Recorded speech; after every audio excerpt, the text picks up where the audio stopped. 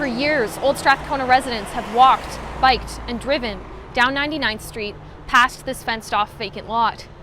You might remember that it used to house a community hub with a cafe, grocery store, and other amenities. But the previous building was demolished to make room for a luxury condo, with plans to bring back some commercial spaces to the main floor. The project went through community pushback, multiple rezonings, and a pandemic. 8 years later, it's now up for a judicial sale, listed at $4.4 million.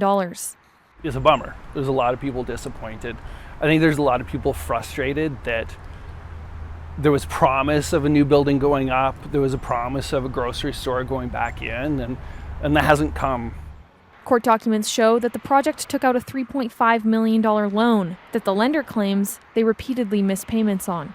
We reached out to the developers, but did not receive a reply before the deadline. But this isn't the only spot that has sat empty on 99th Street in recent years.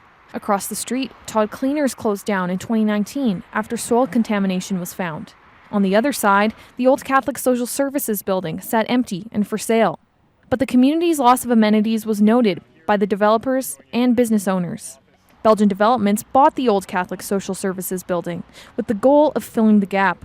They're still in the early stages of planning exactly who the tenants will be. There used to be a boutique grocer in the area, there was a cafe in the area, there's a wine bar, and then it was all taken away when the building was knocked down.